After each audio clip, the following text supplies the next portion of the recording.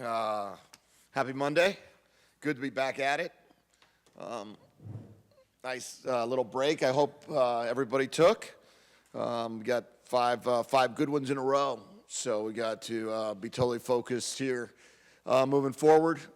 Was able to get a little bit of time away. Team got a little bit of time away. Had an outstanding practice last night. One of the better ones we've had. The guys came back full pads, full energy. So really good one last night, and looking forward to the challenge this coming Saturday evening. Really good football team. I think they're 16-4. The last 20 games they've played, 10-3 last year, 6-1 this year. You look at what Coach Smith has done. 2-10, 5-7, 2-5, 7-6, 10-3, 6-1, and you could see a tremendous build. That is they're at a very, very high level, 11th in the country, and we know that in order for us to be able to compete with this team, we got to play at our best. I think they're very, very well rounded. They play very good defense. They have a very good pro-style offense where they're under center, and they're using their play-action game and the run game and special teams. They got a great returner. So altogether, we got to play our best football for this team, and that'll be our challenge. Where are you guys at just in terms of health and injuries and all that stuff? We're in a good spot there. I think we're pretty close to everybody being able to play. I think we'll see where Polito lies here over the next couple days, where he is health-wise. But other than that, my goal is to be able to have everyone dressed and ready to play come Saturday night. And then, where are you at with quarterbacks right now? We have two really good ones, Justin. We have two really good ones is where I'm at. So we'll see what that looks like come Saturday at 7:30.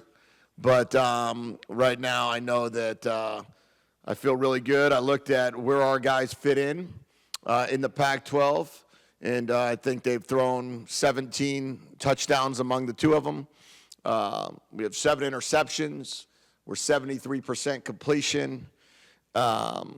We are another additional, I think, 4 touchdowns by Jedd on the ground. And so I think we combine for 21 touchdowns, I believe it is. And we're over, I think we'd be 4th in the conference if they were 1. But so we'll just wait and see what that looks like, see how progresses this week, see how healthy everybody is, and then go from there. Regarding Polito, you could maybe redshirt him this year. Using the rule, he could play in up to 4 games.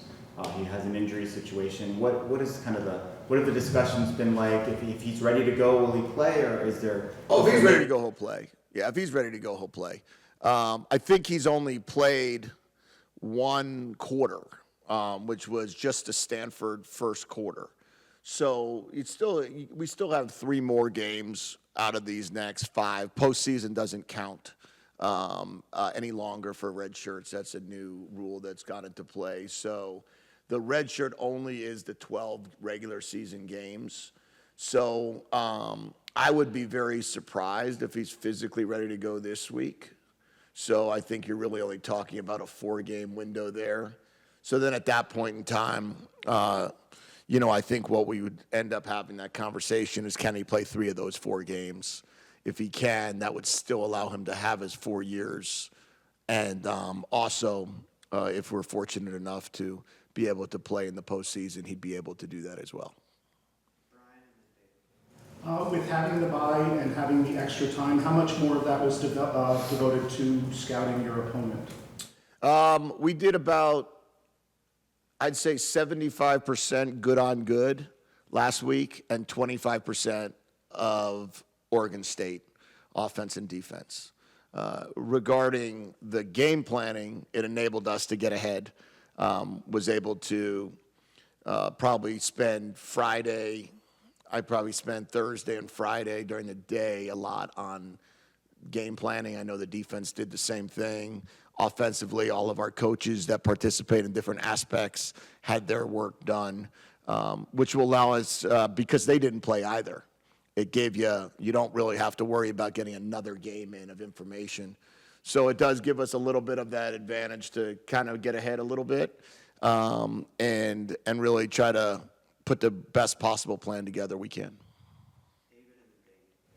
Jedd, what was the reception on the road for the coaches as you guys went out this past week? And also, you mentioned you came back with a full practice. Just what was the mindset of wanting to go full bore right out of the gate to start this week?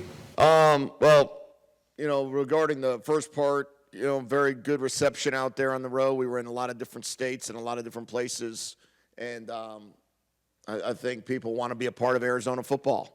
And they're beginning to get excited about the direction of the program and excited about wanting to join. They see the type of development that occurs here. They see the way the class of 22 and the class of 23 have not just been brought here based on empty promises, but have been brought here and are a huge part of the success of the program, and how often that these guys are the accolades that they have, and the amount of, I saw some of these sophomores are at the top of the following statistical categories, right? Jonah Coleman first, rushing touchdowns, Jonah Coleman first, receiving yards, T-Mac first, receiving touchdowns, T-Mac second, tackles, Jacob Manu first, interceptions, Ephesians Pride second, Takario Davis first, tackle for loss, Jacob Manu, quarterback hurries, Jacob Manu first.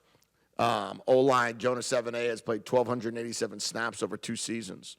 So when you look at all the things that this class of 22 has done, they've done a lot of great things. And so when we were out on the road, we're able to share that. We're able to message that. And so if you're coming, if you're a high school coach and you hear that, you're very excited about sharing that with your potential players. To answer the other part of it, is I like to treat the bye week the same way we do the first week of the season, which would mean Sunday's a Tuesday, Tuesday's a Wednesday, Wednesday's a Thursday, Thursday's a Thursday, and then Friday's a Friday. So it gives us a chance to be able to get the most amount of hitting done earlier in the week and get the most amount of running and get our legs back the second half of the week. Jedd, you mentioned Coach Smith's record over the years. Are there any similarities or takeaways you can see from how he has developed Oregon State to the job that you're doing currently with Arizona? I don't know. We haven't gotten to year 5 or 6 yet, but I would say that if you look at just the way his team has developed and the type of football they play, the brand of football they play, I think we have similarities in that regard. We believe in a lot of the same things, a lot of the same principles. We believe in how you high school recruit a certain group of players and develop those players and try to help those players move on as part of your program into the next level. I think that he came from an offensive background. He was an offensive coordinator at UW, so we have similar beliefs in terms of coaching the quarterbacks and there as well. But I just admire him from afar, have become friendly with him through the years. So I've been able to get to know him better and better and better, and you could see the progress that Oregon State has made under his direction, and hopefully we'll be able to take those same leaps and be sitting at 11th in the country one day as well. How different is Oregon State compared to the previous 3 opponents you faced? Schematically, they're extremely different.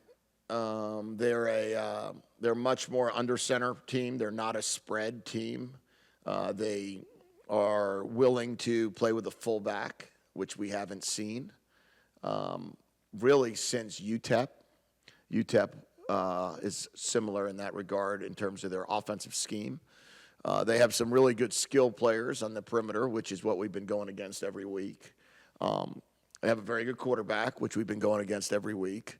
But what they do and how they use them and what they do in their running game is very different and unique in comparison to what USC or in comparison to what Washington State does, where they usually keep their edges open, with not a tight end and not a fullback. These guys usually play with a tight end and with a fullback.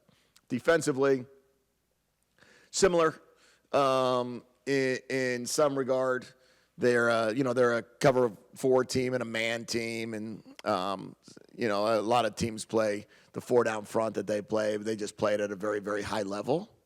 I would say their defense over the last 2 years is one of the best defenses in the Pac-12, statistically, along with what you see on tape. So they're going to be quite a challenge there in terms of moving the football.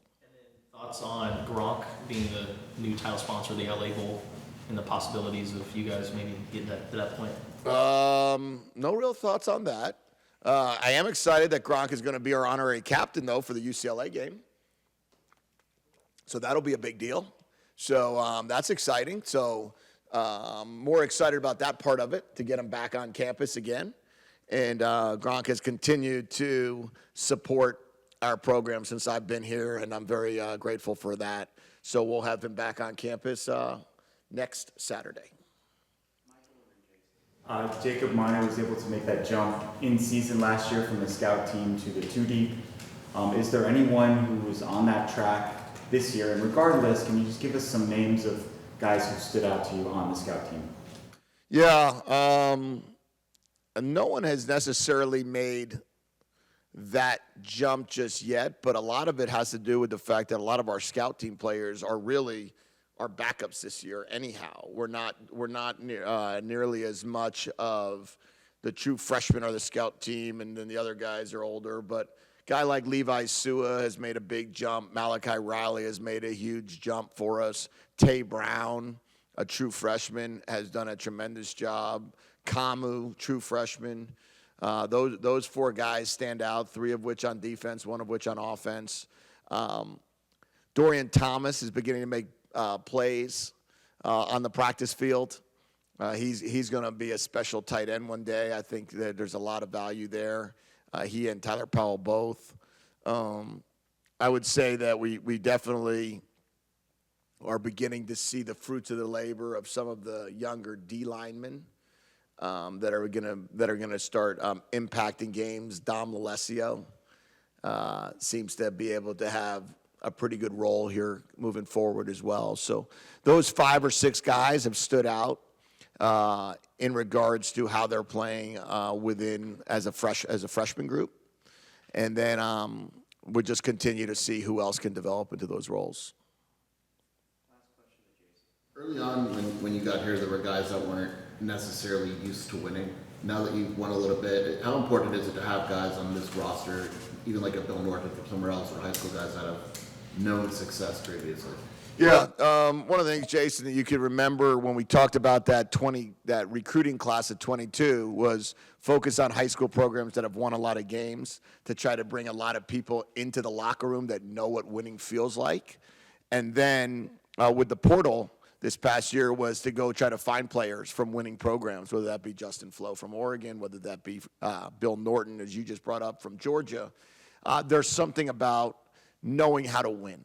There's also something about guys like Manoa and Irby that sat there and went, losing season, winning season, maybe 500, and then really successful seasons at UCLA for the last couple of years, and seeing what that looks and feels like, to be able to share that with the locker room as well on when the corner turned, what that felt like. So you have the successes that guys like Norton and Flo can bring, talking about championship mentality. Then you have other guys that can share with you, with your younger players, what it feels like to flip the switch in college. But all of our freshmen and sophomores, all they know is winning. So it was hard for them to even adjust to the struggles early on. So now they're feeling that they're very confident every time we go out there, and very disappointed when the outcome doesn't go our way. Thanks, guys.